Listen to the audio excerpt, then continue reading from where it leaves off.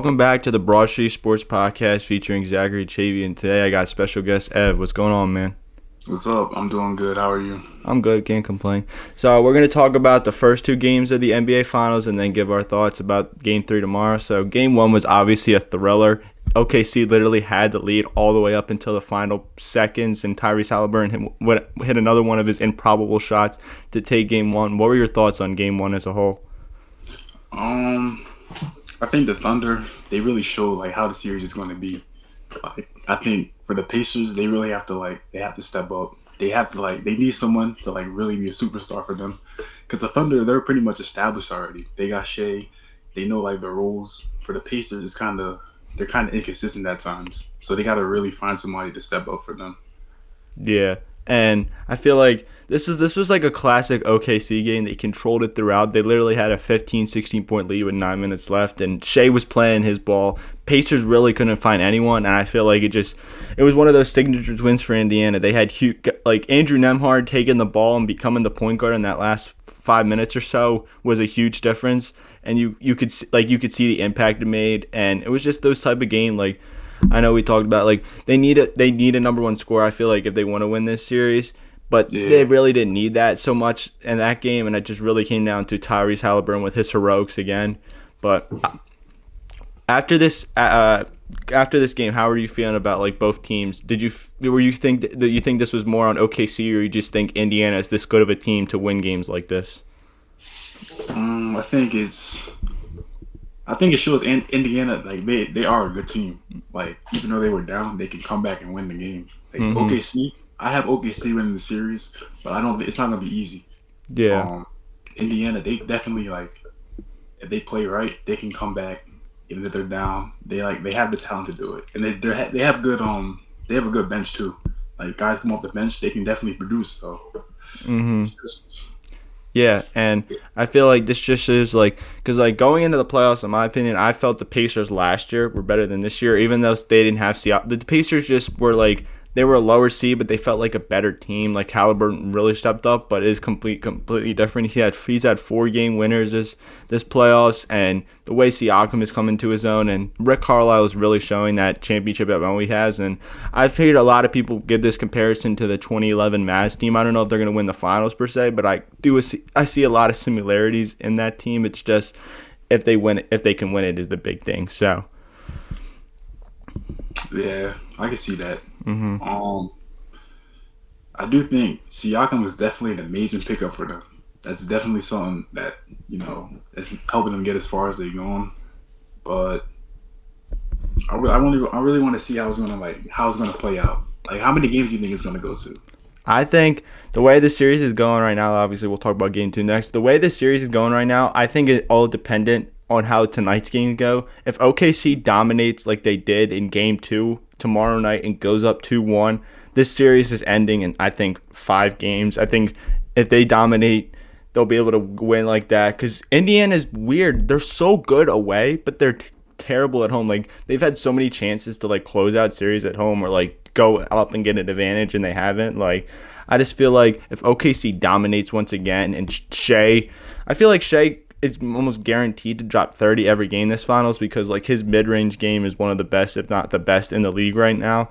And the way the offensive rebounds showed in Game 2, I know there wasn't much of a difference, but the few offensive rebounds they got over Indiana paid huge dividends, because guys like Aaron Wiggins knocking down 5 3-pointers in Game 2, I think played a huge difference. And Isaiah Joe, if the OKC can control the offensive rebounding once again tomorrow night, I think this series is over in 5 games. But if Indiana takes Game 3 tomorrow night, I think this series is going 7. That's how I feel. I think it's gonna go to probably 6. I could see you're right about how important the next game is, because I think if they really come out and dominate at the Pacers home, they'll probably end up. There's a good chance they could win. They could take both games on the road, but we'll see.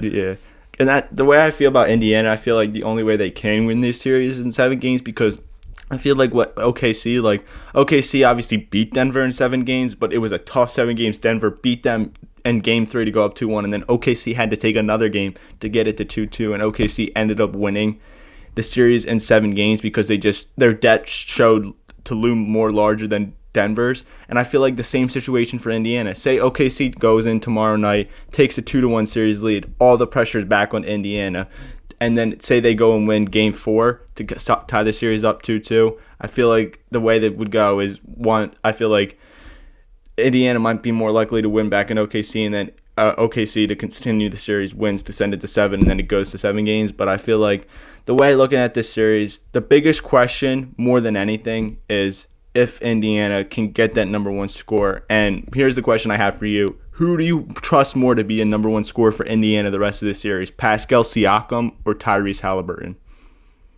I think Pascal Siakam. Yeah. I think for Tyrese Halliburton, I think it would be more so for him setting other people up.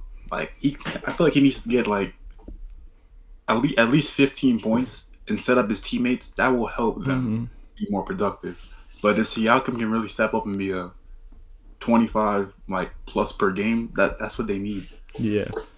Because if you really think about it, Siakam has the most playoff experience and the most final experience on this team. Not too long ago, back in 2019, he was the second leading scorer behind Kawhi Leonard on their run to the championship against the Golden State Warriors. So I feel like if he can step up and be the scorer that we know he can be, like especially like he was in the conference finals while he won conference MVP. I know that was like a bit of a debate, but still, like he still won conference finals MVP because he was the best player scoring wise when it came to them. I know Tyrese had that one game and then he had another heroic game, but Siakam was their most consistent scorer, and that's who they give it to. But I feel like Siakam has enough in his bag to go out, score, like you said, 25 to like 28 points a night. And I feel like Halliburton, if he can be that like Steve Nash type of point guard, get his teammates set up, give you about 15, 16 like he's averaging so far in the series, as long as they're having a number 1 scorer, they should be fine. Because if Halliburton's only doing his role by playing point guard, scoring maybe about 15, 16, and assisting over 10+, that's not going to be a good enough formula because OKC has too many guys that can produce all throughout the court for them. So, yeah, for sure. But another thing I want to talk about in Game 2, obviously, Game 2 was a dominating performance by OKC. They definitely needed it because they could not go down 2-0 going back to Indiana.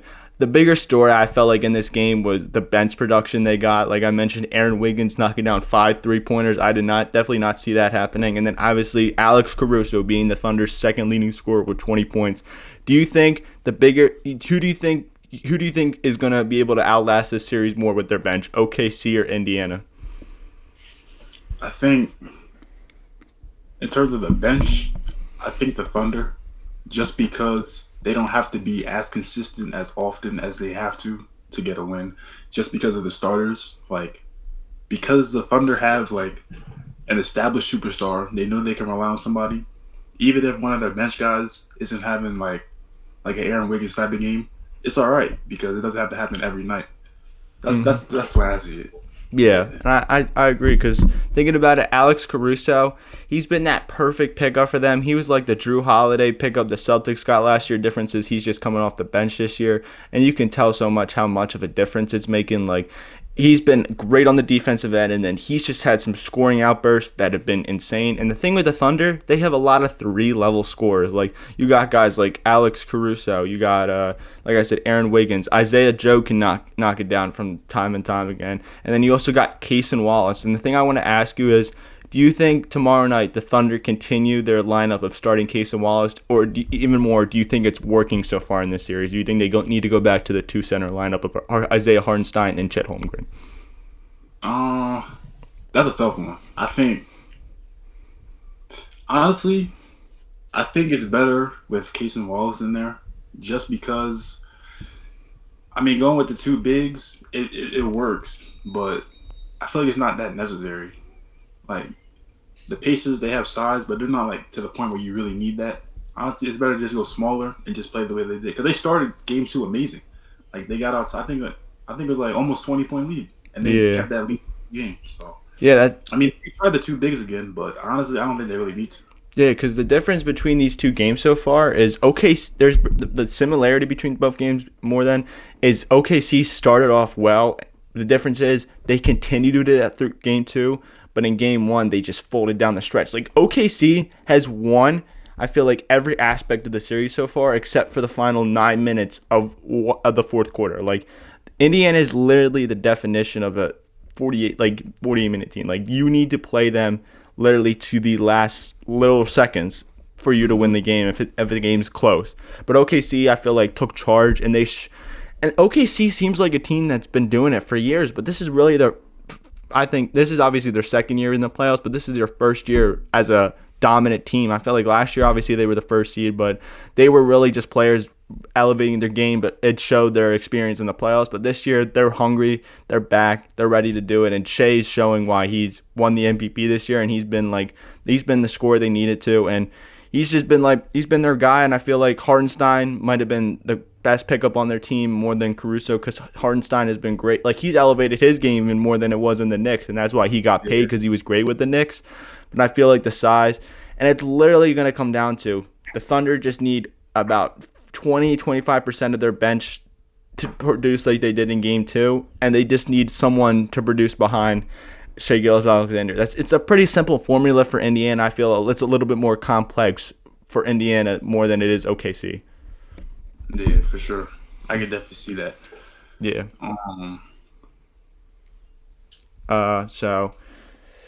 But like obviously, let's talk about Game 3. That's obviously tomorrow night.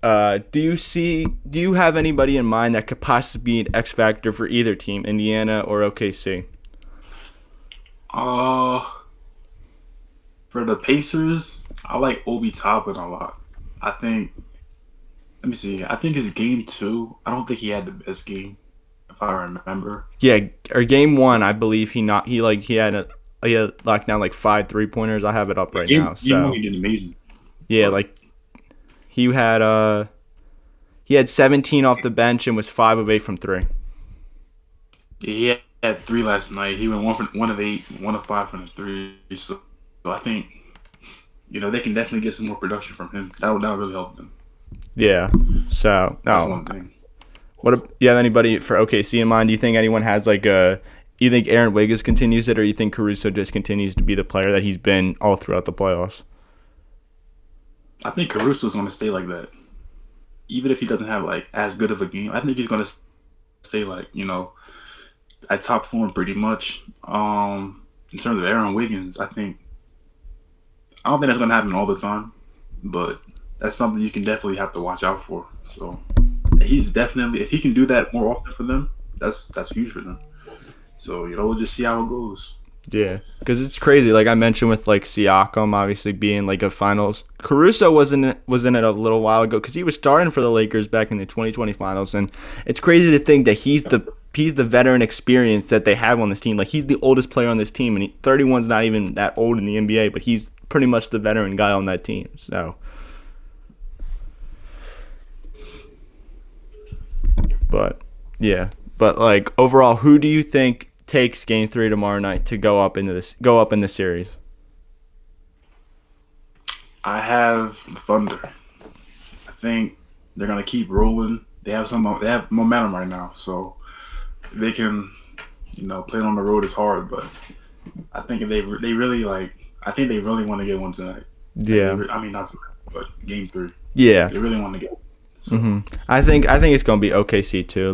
OKC. Like I said, they basically won Game 1 and 2, all levels of it, except for the final couple minutes in Game 1. That's why the series is tied 1-1. But they've looked like the best team so far in this series, and I feel like the biggest thing for Indiana, they need to show that number one score, and I know you mentioned that Siakam can be it. Do you think there's any chance in these 2 games in Indiana we get a Tyrese Halliburton game that we got against the Knicks when they were back at home in the Eastern Conference Finals? Do you think there's any chance of that happening? It's possible. He could step up, out of nowhere, just to go back to how he was. But I don't know. It's really tough because he's good, but sometimes he's inconsistent, and that's one thing about him. So it's the playoffs though, so you never know what could happen. Yeah, for sure. And I just the problem I have with Halliburton, I think Richard Jefferson pointed to this in Game 2. He's not aggressive enough early on in the game. He was aggressive so much in the fourth quarter. We didn't see any of this in the first 3 quarters, especially in the first quarter. in order to be that number one scorer, that number one guy for your team, you need to show that aggressiveness as soon as the tip. And Shea showed that from the start. That's why he finished with 38 points. That's why he finished with 34 in game 2 and then obviously 38 in game 1. He is that aggressive scorer that's always taking it to the cup and trying to get a point. Halliburton just doesn't show that. And I feel like Indiana feels they have a bunch of guys who can they feel one night Andrew Nembhard could step up, or Siakam could step up, or Halliburton could step up being the number one scorer. I know the big three is no longer a thing in the NBA, and I know it's not the style of winning a championship anymore.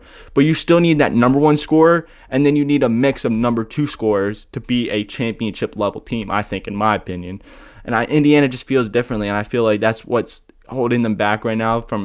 They're obviously neck and neck with OKC in this series. I think this series is definitely still not over. I think anything could possibly happen, but I feel like OKC has that little bit of an edge over Indiana because they have a guy who go out and be the number one scorer when Indiana feels they can have a bunch of number two scorers and then hopefully have someone elevate to be that number one scorer every night.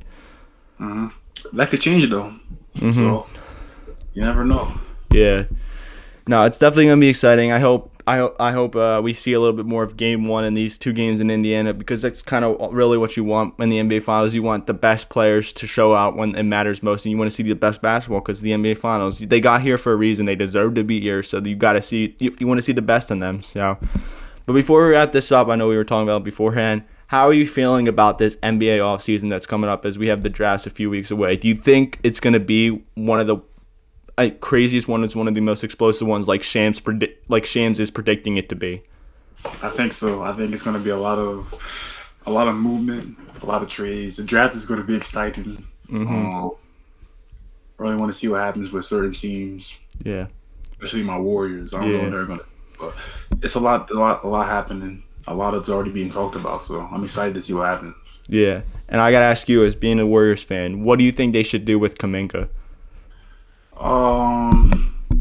Honestly, I don't think we used him right. I don't really know what Steve Kerr is doing, but they're probably gonna have to get rid of him, move on, because it's not really gonna work out at this point. It's too late to really use him how we needed him.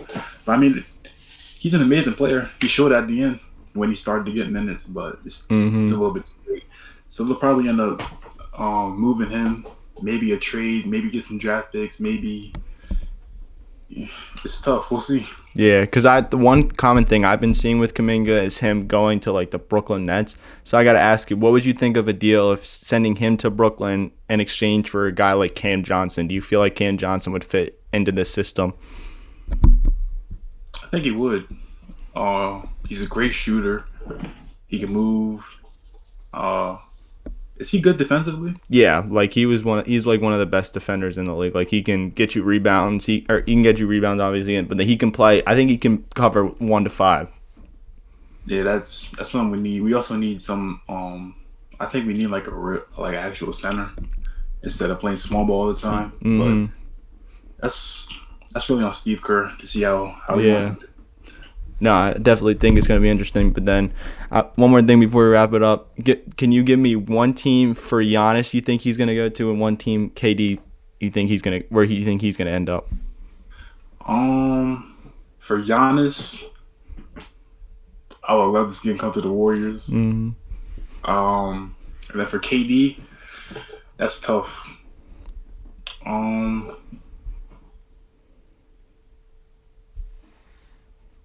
Honestly, I don't really know for KD. Yeah. It's a lot of places he could go. I've already heard a whole bunch of stuff about a lot of different places, like different trades that could happen, but I don't really know. Yeah, because if you realistically think about it, it's obviously about the players where they want to go, but it's also about the teams, like the packages they want to get back. Because what I'm seeing from both teams, which is a common theme, they just don't want draft picks. They still want to contend next year, and they want these young players. So I feel like it's almost guaranteed that one of them is going to either end up in a Houston or San Antonio. One, because they have the draft assets, and two, they still have the young players that they can ship off and get a star player back in return, and either team can feel confident in what they got back. And then I feel like one of them is going to end up with like a team it's also so weird because I like to say, obviously, these two would be a missing piece to a championship team, but at the same time, I feel like these teams that are championship teams, you would just be making them a big three, like the teams that they've been talking about, like the Knicks and stuff like that. I feel like the Knicks, it still made no sense why they like fired Tom Thibodeau. You can't fire a guy that literally had pretty much a new team set up for him this year, and he got him to the conference finals. And I hate these teams anymore that fire the coaches or get rid of players after one off season because they're not building the continuity. They're not building the team chemistry. If this is a team that was built in the offseason, takes you to the conference finals, and you were 2 wins away from the NBA finals, run it back, and then if it doesn't work, you start making moves. But yeah, because it just seems like team continuity is not a thing anymore, and it kind of sucks because it's still a thing, and it still goes to show that it works. Because the 2 teams in the NBA Finals, they let these players grow. They didn't make any big trades. The Pacers obviously traded for Siakam, but they kept the core as a whole, and they're in the NBA Finals for a reason. So. But anything else you want to say at all, or? What team do you think has the best potential in the East for next year?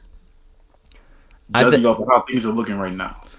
I think the way it's looking right now, the Celtics are going to take a step back. They're going to trade Drew Holiday. They're going to trade Kristaps Porzingis. Tatum's obviously going to be out, and Jaylen Brown's not going to be able to. He might be able to lead them to like a low playoff seed or like a play-in seed. But I think they're going to take a step back. I think it's either the team we're looking at in the NBA Finals, or it's the New York Knicks because Milwaukee's gonna look different. Boston's gonna look different. Some of these teams that have older players or teams that have been in the playoffs consistently are gonna look different. So I think you look at the teams like Indiana, New York, and Detroit. Those 3 teams I feel like are, and possibly Cleveland, but Cleveland might be trading Garland, a combination of Garland, Jared Allen, or Evan Mobley. So I feel like the 3 teams I have most confidence going into in the East next year are the New York Knicks, the Detroit Pistons, and the Indiana Pacers. What about you, or do you feel the same way?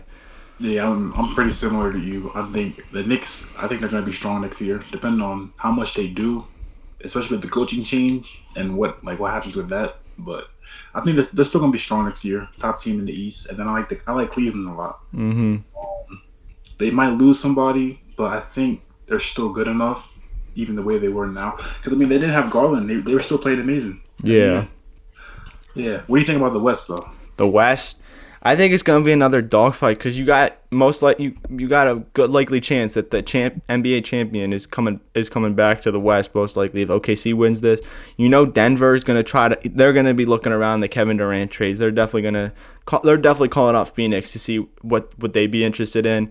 And then I think the Lakers are also interesting because now you get a full year of Luka Doncic who look like he's been in the gym and he's ready to go for this offseason. And they obviously are. I feel like they're a center away from being a championship level team. Kevin Durant possibly with Anthony Edwards if the Timberwolves are interested in that. The West is going to be loaded again. It's more about how these teams treat the off seasons because I feel like if a team that's good right now makes one wrong move, they could go from being a top 5 team in the West to not being possibly in the play. And that's how interesting the West is, and that's why it's always so fun to watch because it's so competitive, and one move could completely mess up a team's off season or their possible season coming ahead, like in the future. Yeah, you're 100% right. I'm excited to see how the Lakers do next year, especially with LeBron. See how much longer he goes. How much longer do you think LeBron has? If I'm thinking in the mind of LeBron, he's obviously going to play next season. I feel like I feel like I can't put anything past him. I hope he doesn't wait until Bryce gets in there so he can force Bryce to play on his team as well. I hope that's not the case. But realistically, the way he's been playing, he can give you 25, 26 a night when he's healthy. I give him about 2-3 years more tops because the way I look at it, the only thing I think needs left on his resume, I obviously don't. I can go back and forth with this all day. I obviously have him second as greatest of all time. I know everyone feels different about that, everyone I talk to. But I feel like one more championship won't change that. But in his mind, one more championship might make him feel better about himself going into the... Because now there's a future in LA. He doesn't have to leave LA feeling that they're screwed and they have no future. They have the future already, and the future is already the best player on the team. I'll take Luka over LeBron right now any day because you know what Luka can give you if he's healthy, and he's still not even 28 years old. Yeah. I think LeBron obviously has this year. I think for him, it depends on how the team does. I think let's just say the Lakers win the championship next year, I think he's retiring just like that. But yeah, I think about 2, 3 more years for LeBron.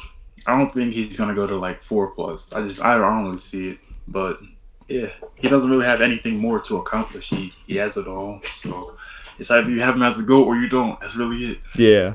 And then we'll end it off with this. Obviously, you're talking about LeBron. How about your guy Curry? How much longer do you think he's got left in the tank? I think Curry has about, well, he said himself by 40 he'll be done. So uh probably about, I think about 3 more years to be honest. I mean, for Curry, his game style isn't really that taxing. Mm-hmm. I mean, it's just a lot of movement, and he probably has one, if not the best shape in the league.